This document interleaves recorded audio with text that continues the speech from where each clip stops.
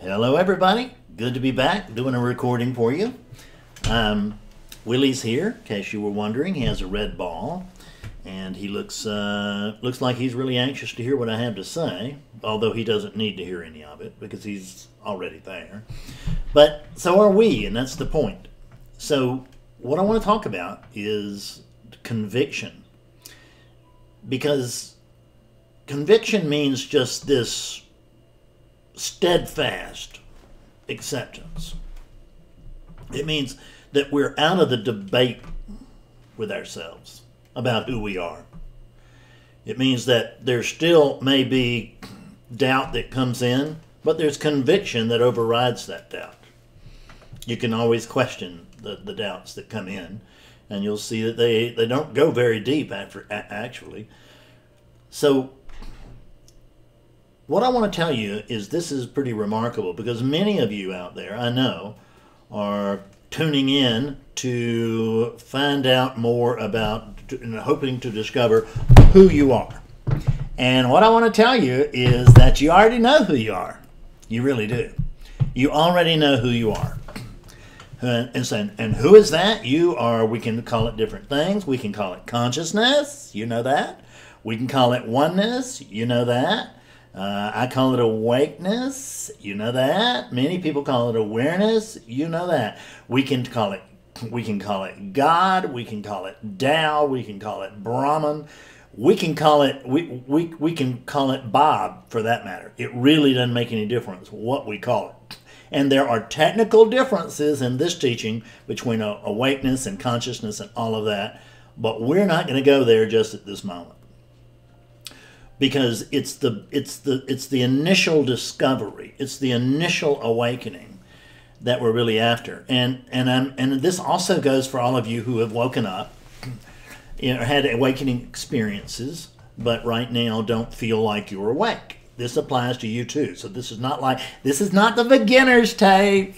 This is the one for you. So the spiritual path is like an elevator dial, right? And it starts over here in skepticism, and it runs through ever-lessening doubt until it comes over here and it hits conviction. And what you're looking at here is absolute conviction. I know what I am. I never think about it. I wouldn't know how to think about it. That's the truth. I wouldn't know how to confuse myself with a Fred. Doesn't mean that Fred Ness can't be pulled into the dream as some kind of spontaneous conditioning reacts to some circumstance out here in the world. That certainly not only can happen, but does happen.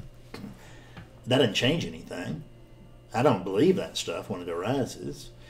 Nisargadatta talked about stuff that arose for him, but it was seen through very, very quickly. My guess is he saw through it a good deal quicker than I do, because he and I are talking about the same thing, and we both speak with the same essential authority, but I do bow to Maharaj in terms of the degree of clarity, because awakeness is on or off.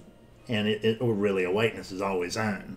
The sense of awakeness is on or off, but that conviction is all a matter.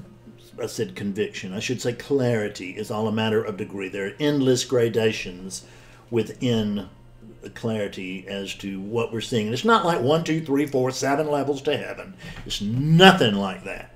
That doesn't mean that those things haven't been used in the past skillfully as a means to teach, as a means to make a point. There's a lot of stuff that's been used in the past very skillfully to help neophytes and then even more advanced seekers come to see things better and better. There are all these provisional teachings. What I'm telling you is that this is 2018.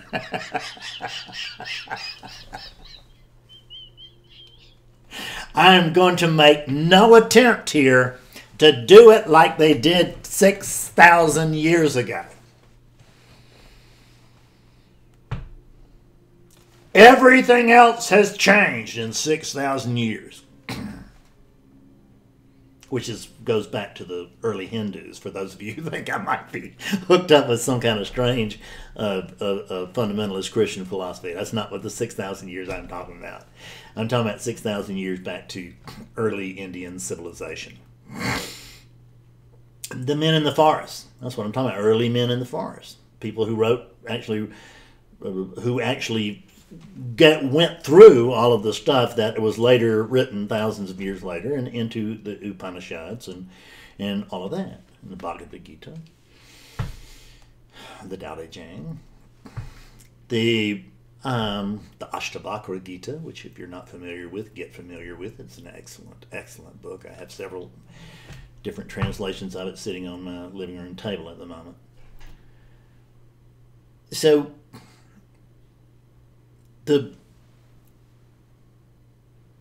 someone told me, and I trust this person as a good authority, so I'm just going to say it, which is that Ramana Maharshi said that the last thing to go is doubt. Now, he was a hell of an authority. He's another one like Maharaj. That I just think I'll stay off of that pedestal, right? You know, I mean, and I'm talking about the awakeness here. I'm not talking about Fred. There's no Fred. I'm talking about the awakeness that's here. It just it recognizes its own light, and it knows that it couldn't be any brighter. But it also recognizes that doesn't mean it can't be seen more brightly through vehicles where there is less conditioning than there is here, where there's less Fredness here. I mean, I think there's a good deal less Maharaj and a good deal less Ramana than there is Fredness here. How do you know? I mean, you can look at it, you can hear it, you can feel it. Doesn't mean that they were right and this is wrong, because both of them have cultural things worked into their teachings, and neither of them is 100% on point, and they just really are not. But they're really, really good, and if the little differences that I would decry really weigh nothing, as opposed to the staggering genius of the awakeness that flowed through those two vehicles. So doubt is, I don't believe who I am. See, you found out who you were in the first non-dual book you ever read. If it was a genuine, authentic, non-dual book, you found out right there who it was that you are. You found out that there is only you. That's pretty easy to find out.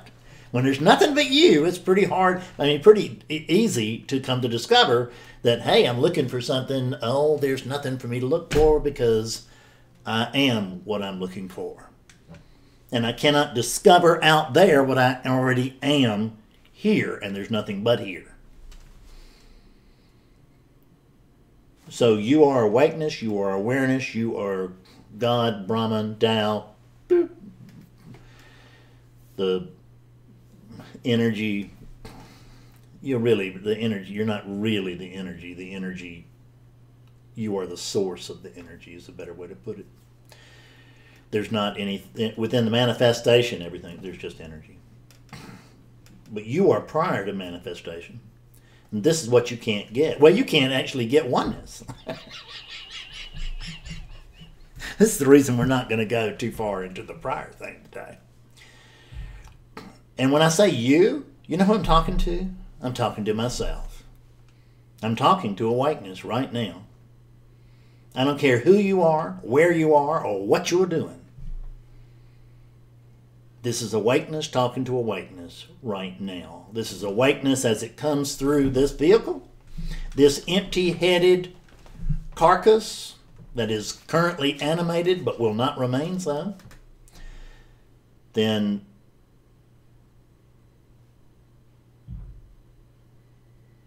this thing comes and goes. The source of it, the thing behind it, underneath it, or above it, any way you want to put it, still it. It's not nothing's other than you. And within manifestation, pardon me, within manifestation, we call you oneness, or we call you it, or we call you God. It's really an aspect of you. God, I just can't stay away from that. Because I'm so, the provisional teachings have been taken so far to heart that most teachers are teaching them as truth and not as provisional teachings, and that's the truth of it. But not so here. At any rate, what I want to tell you is you already know, most of you have known for years, many of you have known for decades, and some of you for many decades, who you are. And you were going around searching for who you are. Why would you do that? Why? I mean, I understand that it's a game of some sort that you're playing. But my question is, why? Continue this. This on Earth in relativity is 2018. Right? This is not 4000 BC. We're not dealing with, where the bicameral mind, where thought began to first arise and it was taken to be God and this and that and the other. That was actually just that was ego that began, and we thought ego was God, and we still do.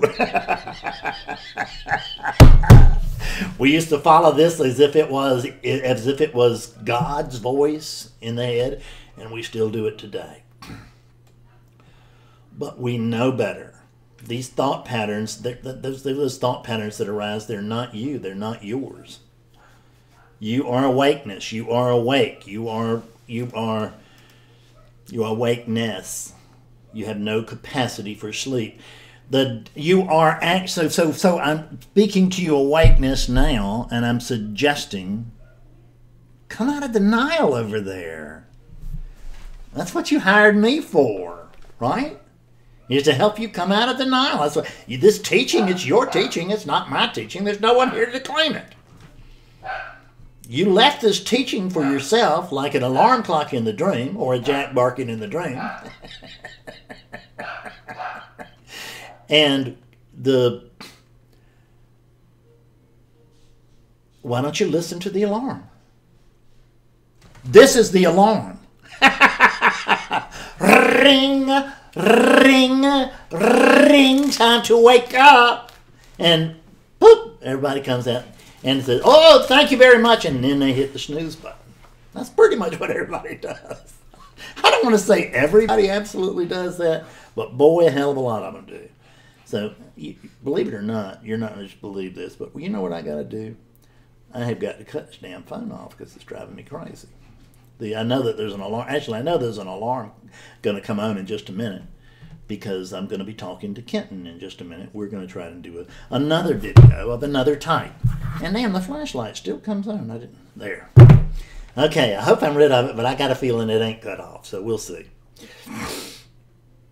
Doubt. See, there's Kathleen in an article she wrote for Awakening Clarity Day now called there's that alarm, called Addiction and Awareness. She talks about, damn, that alarm now made me skip. What was I thinking about with Kathleen? That this, I better just come off of that and come back. Oh, yes, what she said was exactly true, which is, I have said it myself, and I will say it again, and I will echo her and applaud her, which is that the intellectual aspect of things, of this teaching, and I mean, not only just mean Fred's take on non-duality, as you would see it, I mean as the teaching as a whole, that the intellectual aspect of it is given too little heed. It really is. Because, you intellectually, you know what you are. And then you come right back and you say, but I don't feel like I am.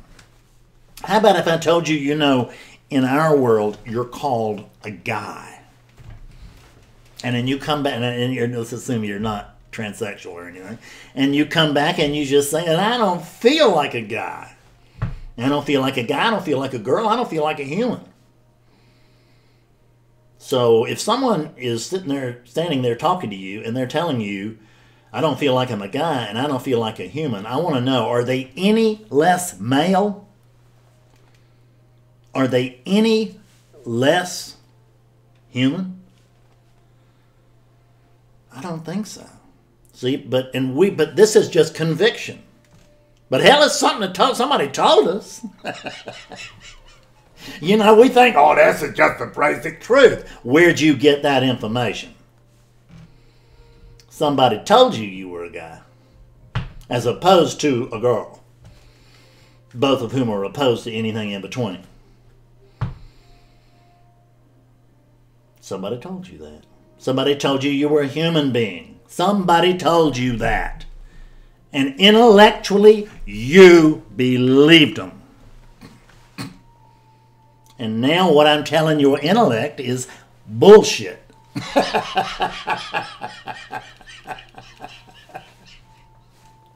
Well, how much clearer can I be? See, what do I need to do to make you believe what you already know? Do you need an experience to believe what you already know? There is a certain intimacy with this knowledge that is vital, but there's no experience necessary. And that intimacy is available only through conviction.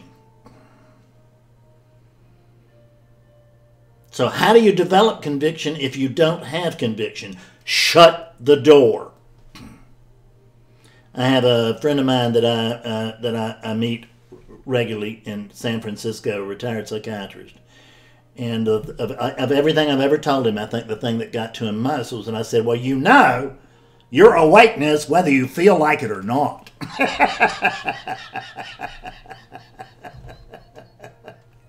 And that got him. Right there. And he's never doubted it since. It was like, oh. See, that's like Maharaj. He listened to what the guru said. I'm not talking about Fred.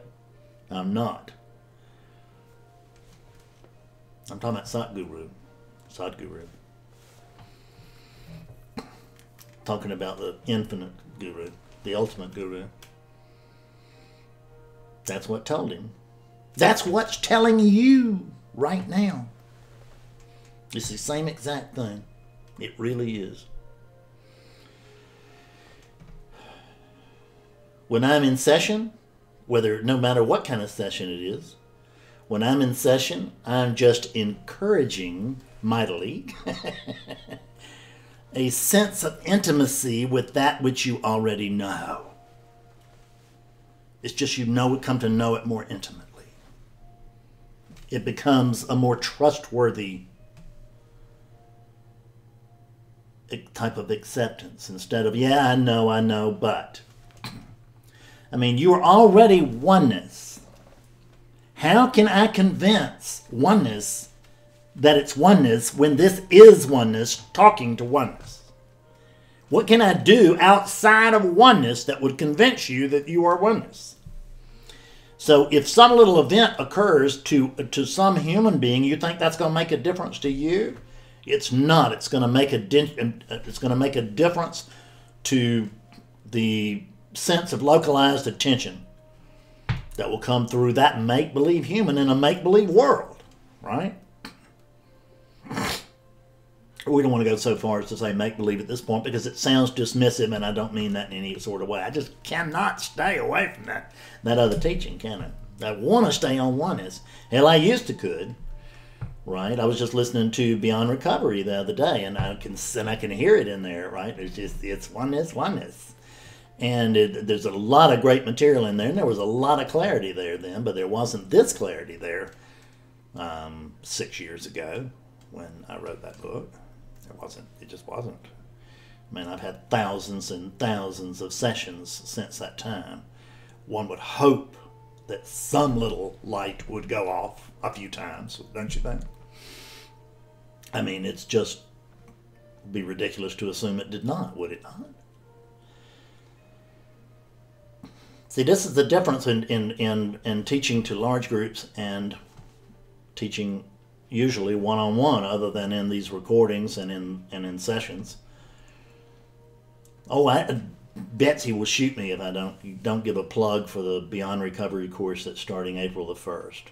You need to go to awakeningclaritynow.com. And boy, I hate that's going to be played out for years in the future, but that's the way it is. Such is commerce. And I know that I shouldn't be paid, and I know that there shouldn't be any commerce. But what I do notice is that had there not been any sort of commerce, I'd still be in my living room talking to my cats. Right?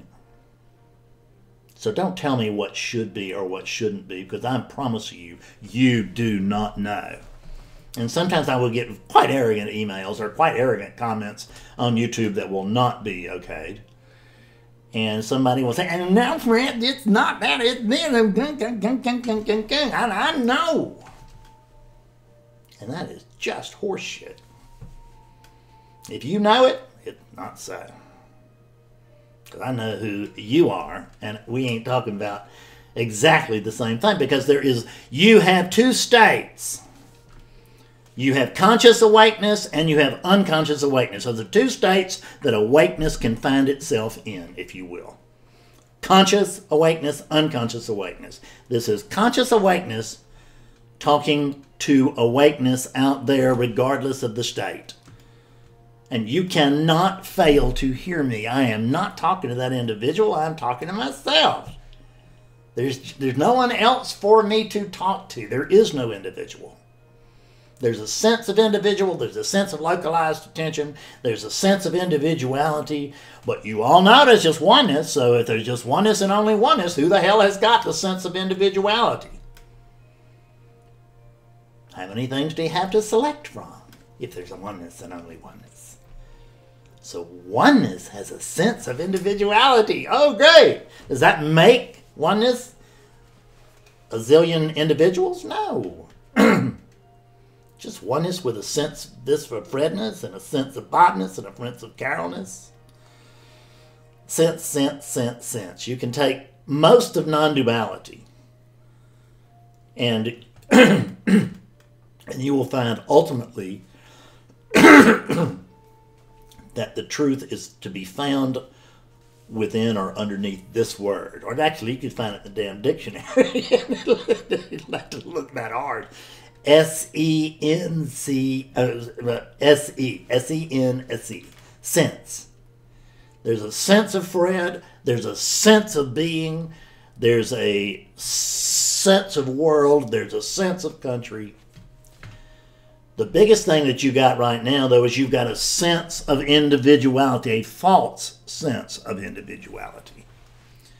I'm suggesting that you close the door on that, do whatever you can. Just stop arguing. Come up with, I know what it feels like, and it's not true. Every time it comes into you really know. It feels like I am awakeness. That I am Bob. That's what it feels like.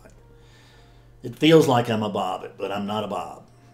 I'm awakeness, whether I feel like it or not. I am the animation which inhabits this body, and which, in the animation itself, the animating presence will never die, or that which is behind it will never die, although the sense of being comes and goes, just like these bodies, because they come and go at the same time. You are oneness. You are awakeness. You are already awake, awakeness, because you can't be otherwise. You are awakeness, not anything other than awakeness.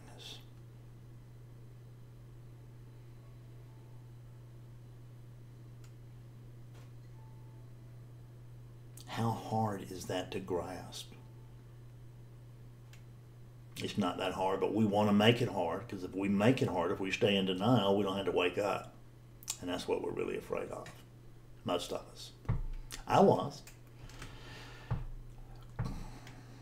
I can remember one clear invitation that I turned down in my living room. I was so mad at myself. It was like, oh, there it is.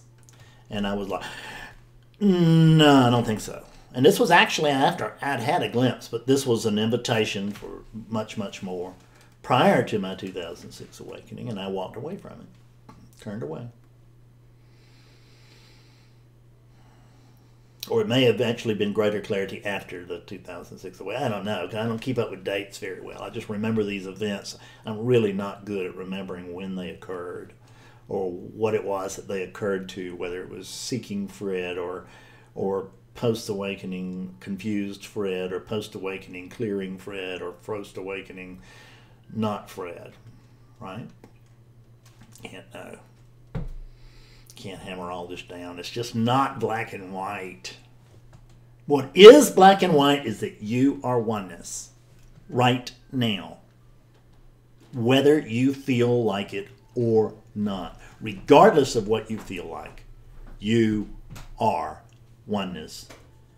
You are awakeness right now. Right now. And you know what? I love you. I love myself, and I love you if you want to hide. And I love you if you want to come out and play openly with me. Either way, I love you. Because I can't not. That's just the way of it. There's just this conviction, along with conviction, just comes unconditional acceptance, which is not other than unconditional love. I don't like all of you. Says Fred. But I do love you. I'll see you later. Bye-bye.